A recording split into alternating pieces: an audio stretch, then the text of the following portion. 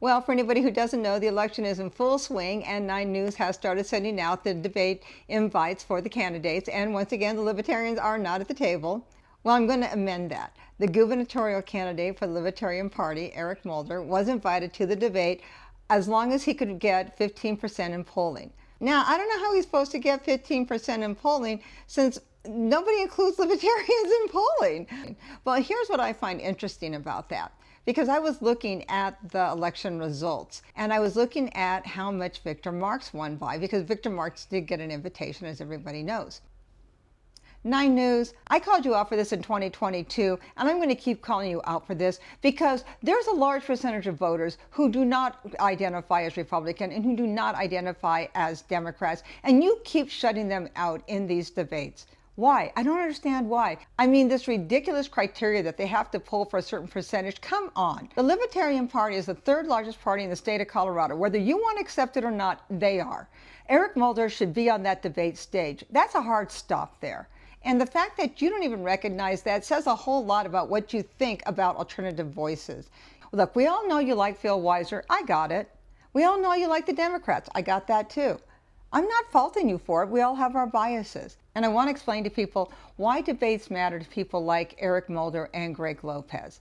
Because this is a chance where you get to see what their qualifications are up next to somebody like Phil Weiser. We already know Victor Marx isn't going to be there, so we're not going to compare him.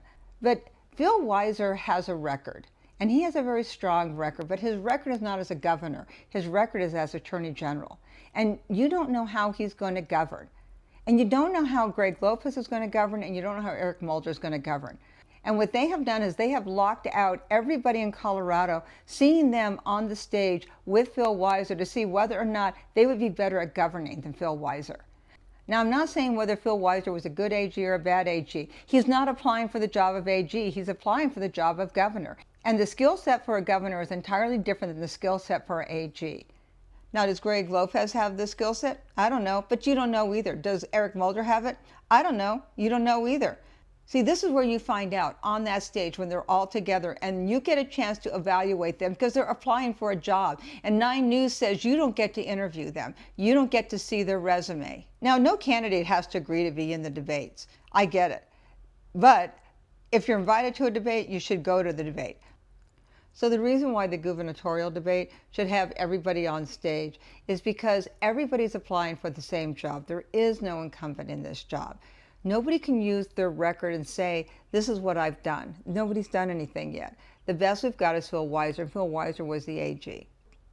And when a news media takes on the responsibility of these debates and then freezes out viable candidates, and by the way, everybody is a viable candidate until the voters say they aren't. What they're doing is they are giving you the only options that they think you should have because they're not letting you see the full slate, and that's not fair to you. When a news media decides whose voices you can hear and whose voices you can't hear, you should get angry at that because they are making decisions for you. There's nothing wrong with having all those people on that stage. You should hear them. The problem that we have in the state of Colorado and across this nation is we have too many people making decisions for our voters instead of letting our voters make the decisions for themselves. I get it. It's scary that maybe a Democrat won't get elected, maybe a Republican won't get elected. Oh my gosh, what will happen? The system will collapse, right? The duopoly will fall. Is that really the worst thing that could happen to Colorado? That maybe independent voices start getting heard? Maybe independent voices start taking over our political system because the duopoly has done so well with us? The majority of the voters in this state are unaffiliated. That should tell you all you need to know about whose voices should be at the table. 9 News. You don't listen to the voices that should be heard. You're still stuck in an antiquated echo chamber that everybody else is clawing out of. It's 2026. Let's start doing things different. And 9 News, you can be on the forefront on this. You can be on the cutting edge. You can lead the way. Open up the gubernatorial debates. Open up all the debates. Let all the voices be heard. It's the 250th birthday of America and the 150th birthday of Colorado. Be revolutionary. Put all the voices at the table. And let's let the chips fall where they may. I don't know where all the chips will land if we give everybody a fair shot, but isn't that the spirit of the Rocky Mountains? This is who we are. We are, by nature, rebels. That's why we live here. So let's take advantage of it. Let's do something different this time. 9 News, come on. Set the stage for a revolution in media. Do something different. Be the trendsetter. Put everybody on that stage. Thanks.